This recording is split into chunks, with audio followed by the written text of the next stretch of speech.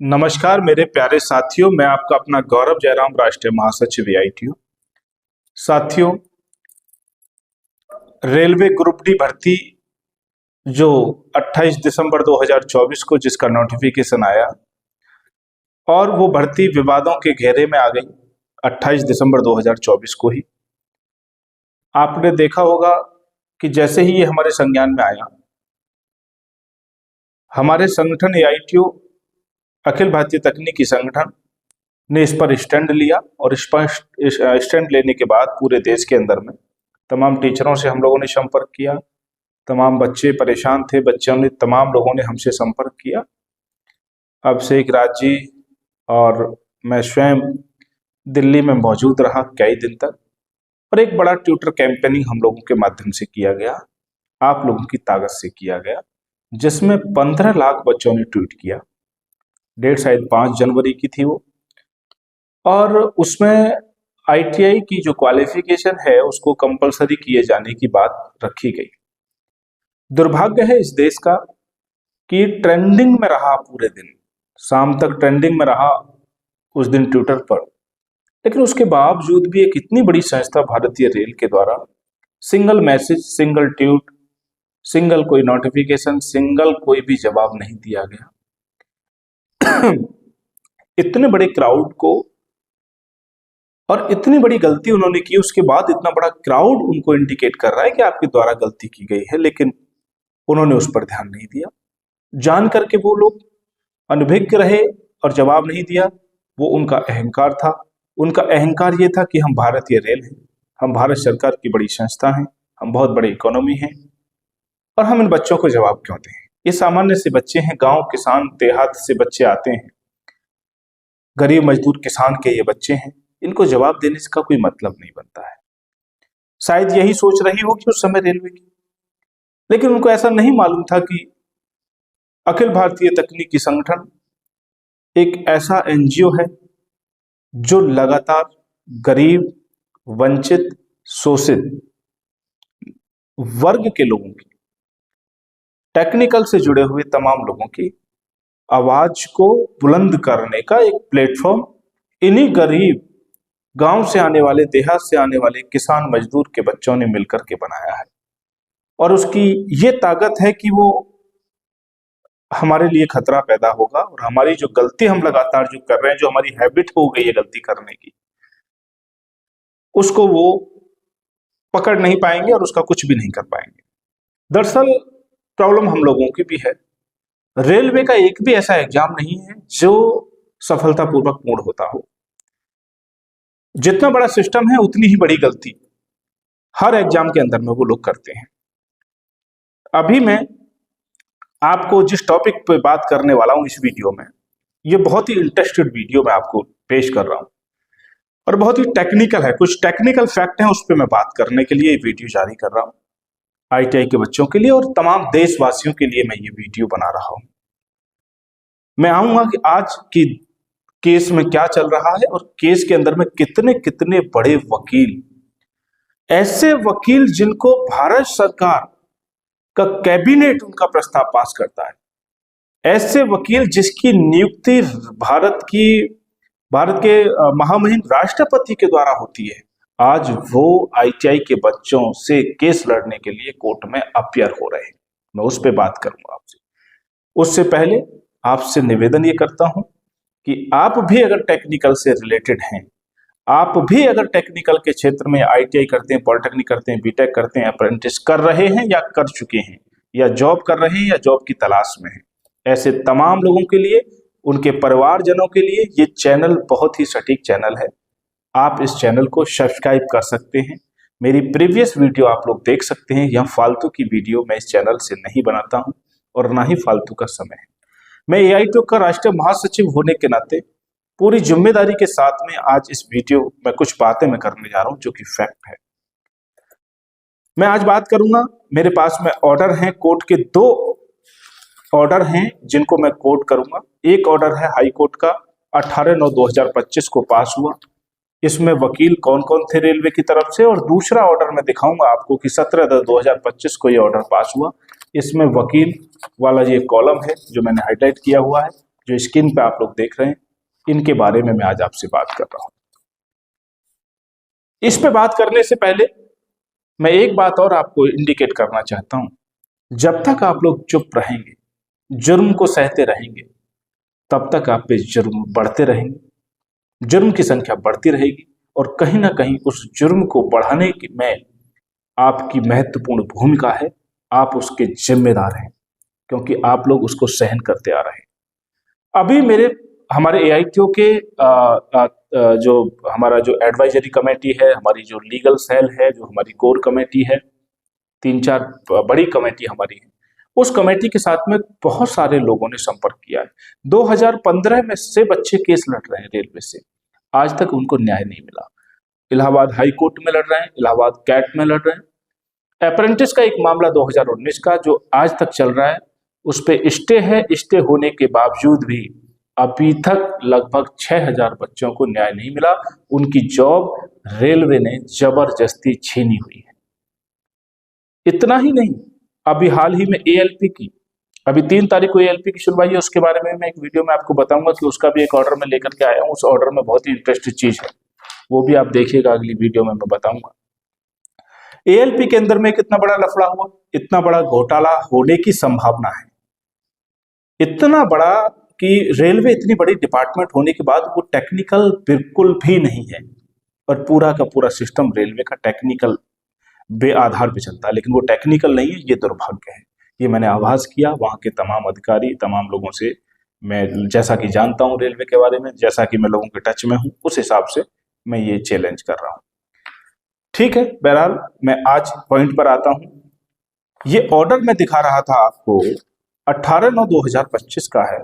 High court में सुनवाई हुई 18/9/2025 के अंदर में, और उसमें हमको एक डेट दिया गया और वो डेट था 17/10/2025 का।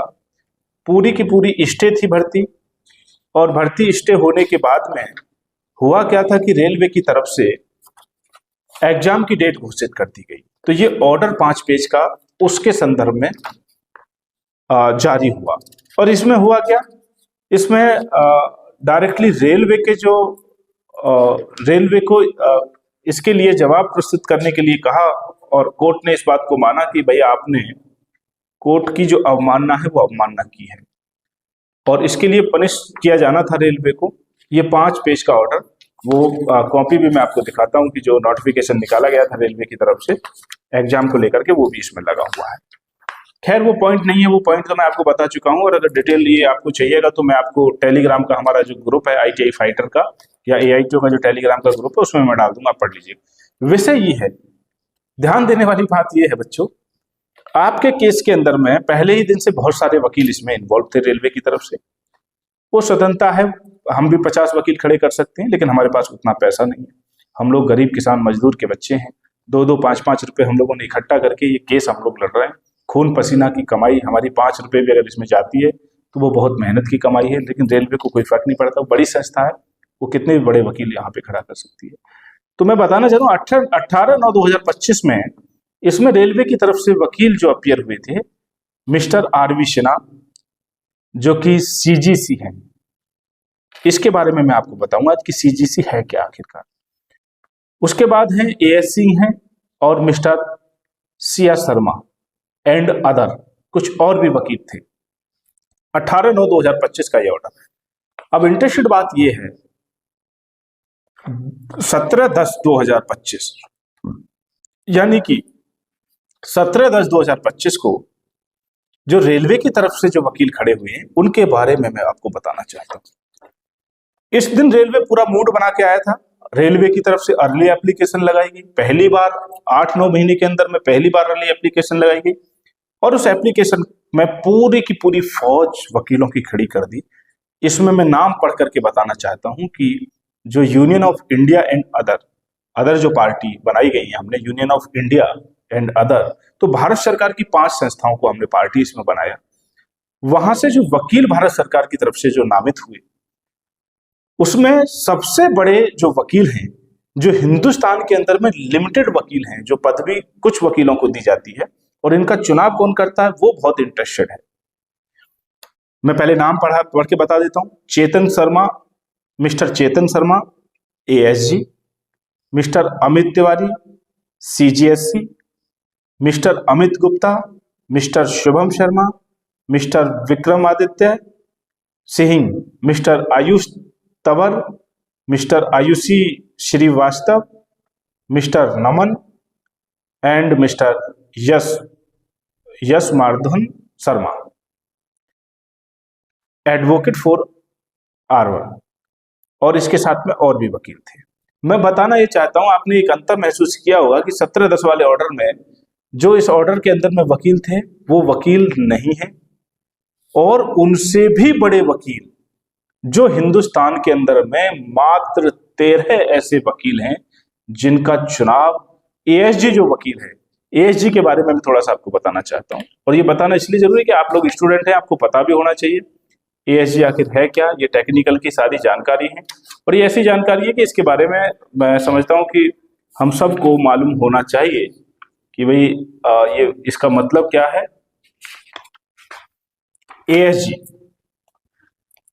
ASG वकील जो होते हैं वो भारत सरकार के द्वारा मनोनीत उनको किया जाता है। भारत की जो कैबिनेट है, भारत की कैबिनेट के अंदर में इन वकीलों का प्रस्ताव जाता है और भारत सरकार इसको नामित करती है। अपने जो भी मामले चल रहे होते हैं इंडिया भर के अंदर में सरकार से रिलेटेड, तो उसके अंदर में ये टॉप वकील हैं, और इनकी संख्या पूरे देश के अंदर में शायद, अगर मैं ठीक हूं तो 13 है। हिंदुस्तान के अंदर में 13 ऐसे वकील हैं जिनको कैबिनेट के अंदर में जिनका प्रस्ताव पास होता है, और उसके बाद में उनको ये वो मिलती है। इसका पूरा नाम है अतिरिक्त सॉलिसिटर जनरल, यानी कि एडिशनल सॉलिसिटर, अतिरिक्त सॉलिसिटर जनरल यानी कि एडिशनल सॉलिसिटर जनरल। ये ASG की फुल फॉर्म है, आप इसके बारे में पढ़ भी सकते हैं। और ये जो वकील होते हैं, ये वकील बड़े स्तर के वकील होते हैं। बड़े स्तर के वकील मैं किस लिए कह रहा हूं, और इसमें भी जो सबसे बड़े वकील थे मिस्टर चेतन शर्मा। मिस्टर चेतन शर्मा हमारे इस केस के अंदर में अपीयर हुए हैं 17/10 को, RRB रेलवे ग्रुप डी वाले मामले में 17/10 को मिस्टर चेतन शर्मा ASG, ये मैंने बताया, गूगल करके देख लीजिएगा कि मैं किसके संदर्भ में बात कर रहा हूं। इनको 3 वर्ष के लिए इनको चुना जाता है। इसका एक पूरा का पूरा सिस्टम होता है। पूरे भारत के अंदर में जिनके पास में 10 साल से अधिक वर्ष का अनुभव होता है, सुप्रीम कोर्ट का, हाई कोर्ट का, ऐसे तेज तर्रार और अनुभवी वकीलों को भारत सरकार के द्वारा नामित किया जाता है, और इनकी संख्या पूरे देश के अंदर में लगभग 13 है। आज की डेट में 13 है, जो मैंने आज डेटा इसका निकाला उसके आधार पे मैं बता रहा हूं।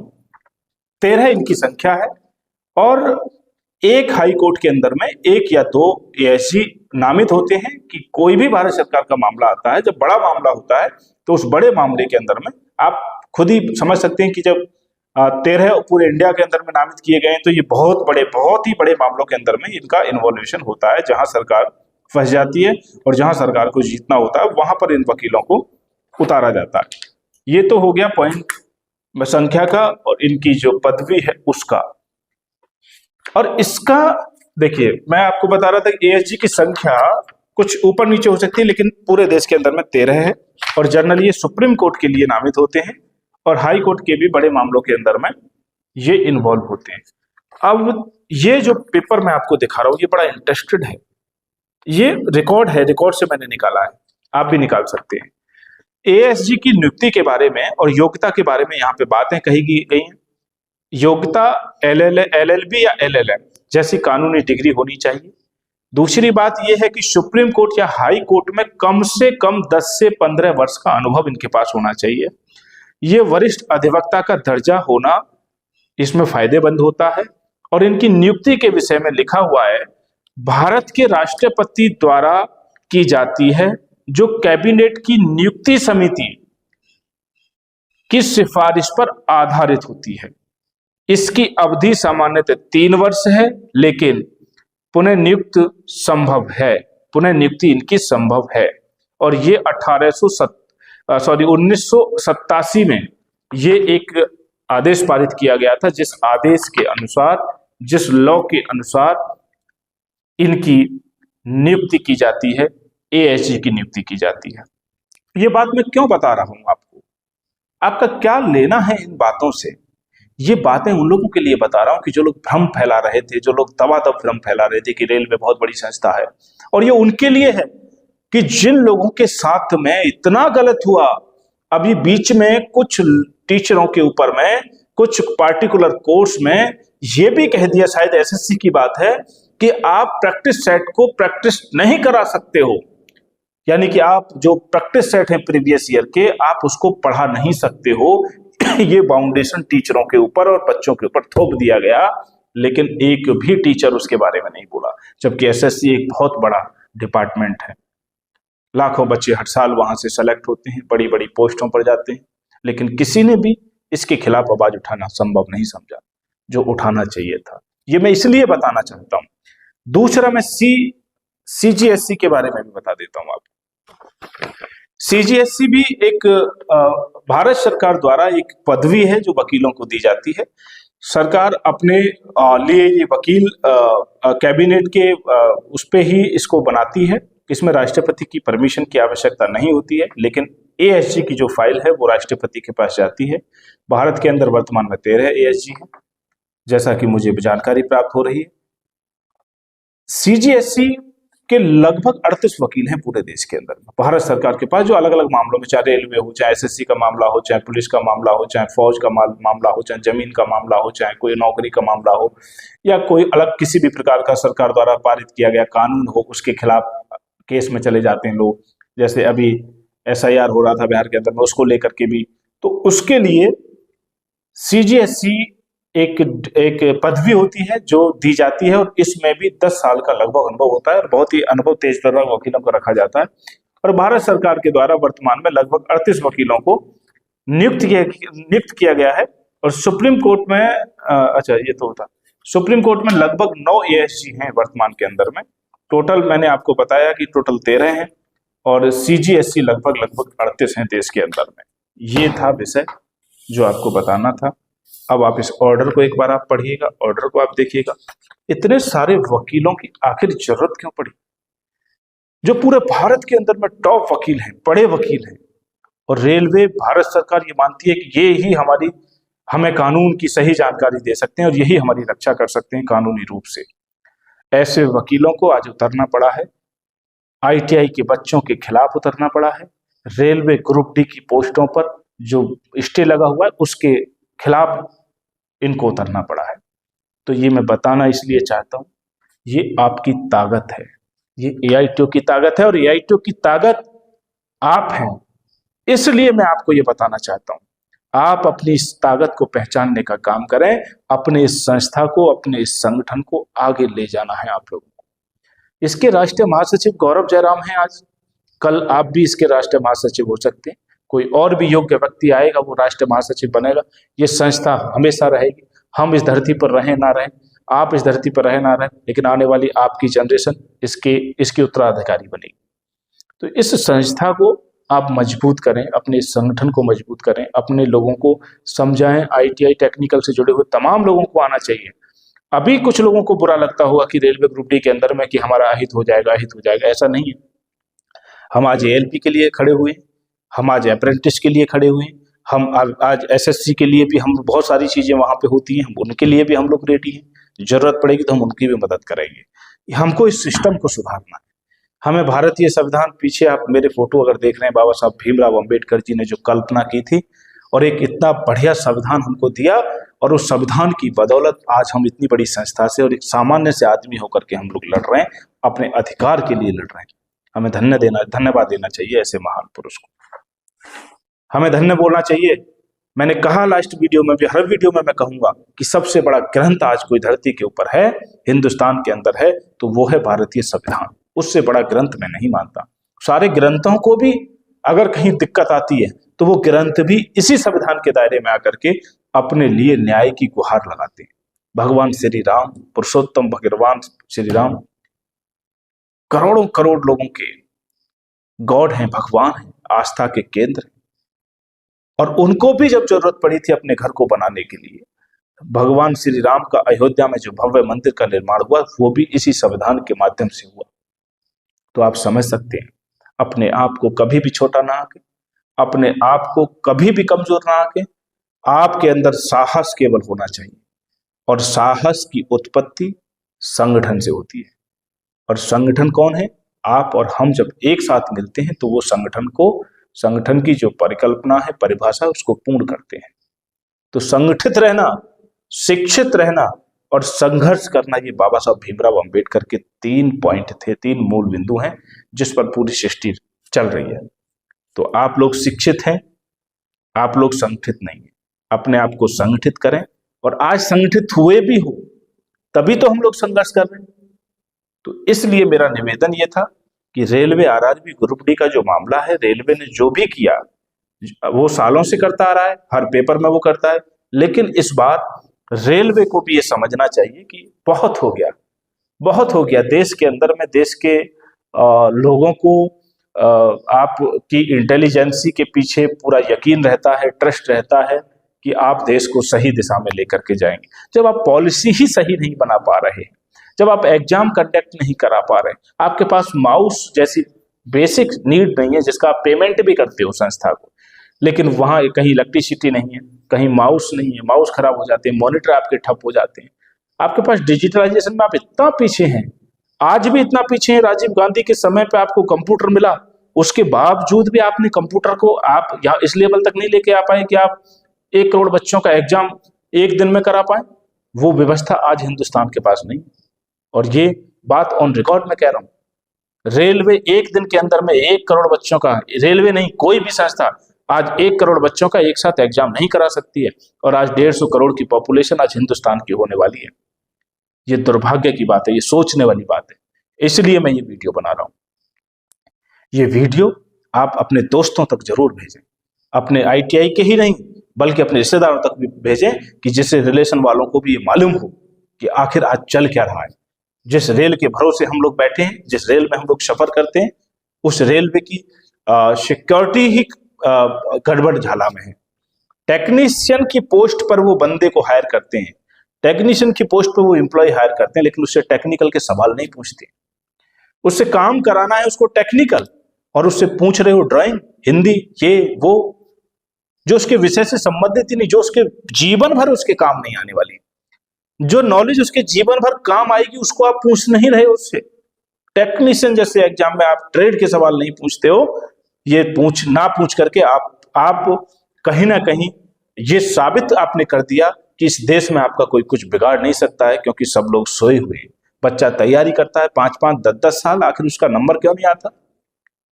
एक तो वैकेंसी नहीं देते हो, और देते भी हो तो आपने ऊंट पटांग सिस्टम बना रखा है। ये क्या सिस्टम है? ये कोई भी नॉर्मल सा आदमी जान सकता है कि जिससे मुझे इलेक्ट्रिकल का काम कराना है, तो इलेक्ट्रिकल का काम कौन कर सकता है? जिसको ये पता हो कि ये फैन है, ये सिंगल फेज का मोटर है, ये डबल फेज का मोटर है, ये 3 फेज का मोटर है, ये रेड है तो इसमें फेज जाता है, ये ब्लैक है तो इसमें न्यूट्रल जाता है, ये रिले है, ये स्विच है, ये एमसीबी है, कौन सी एमसीबी, कितने एम्पियर की, कहाँ यूज करनी है, एसीबी क्या है, बीसीबी क्या है, जिस पैनल क्या है, कौन सा कंडक्टर यूज करना है, कौन सा थिम्बल यूज करना है। जिसको मल्टीमीटर का जिसको एप्लीकेशन नहीं मालूम है, मल्टीमीटर को यूज कैसे करना है उसको नहीं मालूम है, और आप उसको हायर कर लेते हो जिसको ये सब बातों की जानकारी नहीं होती है, फिर आप उसको वो जानकारी देते हो। और एक लड़का वो है कि जिसको ऑलरेडी ये सारी जानकारी है, जिसको सारी जानकारी है, पहले ही दिन से वो काम कर सकता है आपकी संस्था में जाकर के, आप उसको अपॉइंट नहीं कर रहे। इसके पीछे बहुत बड़ी राजनीति है, इसके पीछे बहुत बड़ा करप्शन है, बहुत बड़ा भ्रष्टाचार है, बहुत बड़ा घोटाला है। ये है असली सवाल जो पूरे देश के लोगों को सोचना पड़ेगा। इस वीडियो को आप लोग देख करके अपने लोगों तक जरूर भेजना। आज की इस वीडियो में मेरा बताने का उद्देश्य था, मैं बहुत ही परेशान था, मैं बहुत ही चिंतन कर रहा था इस बात को लेकर के। पिछले कई महीनों से मैं बहुत अध्ययन कर रहा हूँ रेलवे को लेकर के। बहुत बड़े बड़े फॉल्ट रेलवे के सामने आए हैं। अभी तो देखिएगा आप, सैकड़ों ऐसे पॉइंट निकल करके आए हैं जो देश का कहीं ना कहीं बेड़ा गर्क करने की तरफ में बढ़ रहे हैं। तो इतनी बड़ी लापरवाही रेलवे की तरफ से हो रही है। मैं समय समय पे आपके बीच में रखता रहूंगा। आप इस चैनल के साथ बने रहिए। मैं आपका अपना गौरव जयराम, राष्ट्रीय महासचिव AITU, आपको सही जानकारी से अवगत मैं कराता रहूंगा। ठीक है, आगे भी अभी नेक्स्ट आगे सुनवाई है, मैं आपको उसके बारे में भी अपडेट करूंगा कि क्या हो सकता है, क्या नहीं हो सकता है और क्या होने वाला है। 4 तारीख को सुनवाई है आपकी रेलवे ग्रुप डी वाले मामले में। फाइनल जजमेंट आना था, नहीं आया। उस दिन वीडियो कॉन्फ्रेंसिंग को, वीडियो जो बनती है कोर्ट के अंदर में जो लाइव, उसको भी बंद कर दिया गया। आप लोग सबने देखा कि देश बाहर क्या चल रहा है कोर्ट के अंदर में। ये वो लोग जो उसको देख सकते थे कि रेलवे की क्या दलील है, हमारी क्या दलील है, जज साहब का पॉइंट ऑफ व्यू क्या है, वो भी देख नहीं पाए करोड़ों बच्चे। तो ये भी कहीं ना कहीं दुर्भाग्य की बात है कि ऐसा कभी पहले तो नहीं हुआ।